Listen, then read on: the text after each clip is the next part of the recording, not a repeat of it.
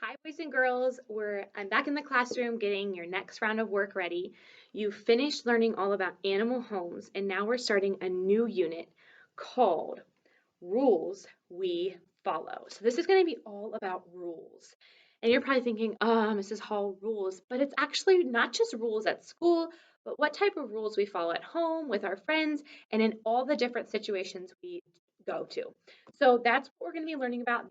All these stories I'm going to be posting the next 3 weeks are going to be about rules and different situations with rules. Today, I'm just going to be doing a read aloud, which means I'm just going to read you a story and all you're doing is listening. The author of the story I'm reading today name is Beatrix Potter. She was born a very long time ago. She loved fairy tales and folk tales and would even write her own versions of Cinderella and Sleeping Beauty. Back when she was writing these stories, there were no cars, no computers, and no telephones. Whenever people wanted to talk, they had to write letters to each other. So she would picture stories in her mind about her pets, and she would write these picture stories and letters to the children that she knew. And she put all of these together to create her first book, which is called The Tale of Peter Rabbit. And so we'll listen to that story today. The genre is fantasy. It means it's a made up story. It could never happen in real life. The characters and the story often have real or make believe qualities. So some things about it might be real, but they're definitely make believe and it couldn't happen in real life. As we listen today, you're going to want to think about why rules are important. So, again, what can happen when we don't follow the rules? And that's what you're going to listen for today as I just read this story, The Tale of Peter Rabbit. The Tale of Peter Rabbit, an excerpt from the story by Beatrix Potter. That just means it's a small part of a bigger story. Once upon a time, there were four little rabbits, and their names were Flopsy, Mopsy, Cottontail, and Peter. They lived with their mother in a sandbank underneath the root of a very big fir tree.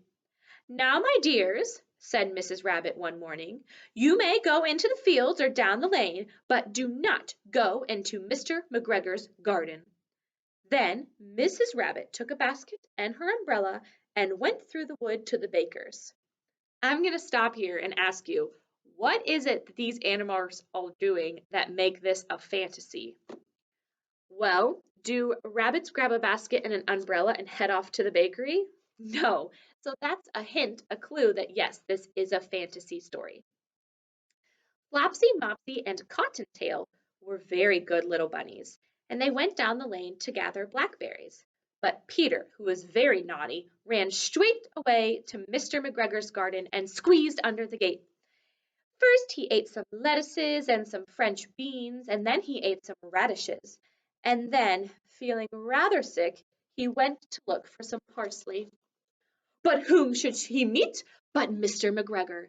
Mr. McGregor was on his hands and knees planting out young cabbages, but he jumped up and ran after Peter, waving a rake, calling out, "Stop, thief!" Peter was most dreadfully frightened. He rushed all over the garden, for he had forgotten the way back to the gate. He lost one of his shoes among the cabbages, and the other shoe amongst the potatoes. Then he ran into a gooseberry net and got caught by the large buttons on his jacket. It was a blue jacket with brass buttons that were quite new. Peter gave himself up for lost and shed big tears. Mr. McGregor came up with a sieve, which he intended to pop on the top of Peter, but Peter wriggled out just in time, leaving his jacket behind him. Oh, what excitement! When it says Peter shed big tears, it means that he was crying and they were just falling from his eyes. And when Mr. McGregor came up with a sieve, it was something that he was going to hit Peter the rabbit with for being naughty and eating his vegetables. He rushed into the tool shed and jumped into a can full of water. Peter sneezed. "Achoo!" Mr. McGregor was after him in no time. Peter jumped out of a window, upsetting 3 plants. The window was too small for Mr. McGregor, and he was tired of running after Peter, so he went back to his work. Peter sat down to rest. He was out of breath and trembling with fright, and he had not the least idea which way to go. Also, he was very damp since he had been sitting in that can of water. After a long time, he began to wander about, going lippity-lippity not very fast and looking all around. Peter began to cry. I'm going to stop again and think, what happens in the story that makes it a fantasy? Well, one, I remember reading that Peter was wearing a jacket with brass buttons. Bunnies don't hop around gardens with jackets on, so that definitely makes it a fantasy, and that could not happen in real life. I'm going to keep reading. Peter went back towards the tool shed, but suddenly, quite close to him, he heard the noise of a hoe. Screech, scratch, scratch, screech. Peter climbed upon a wheelbarrow and peeped over. The first thing he saw was Mr. McGregor hoeing the onions. His back was turned towards Peter, and beyond him was the gate.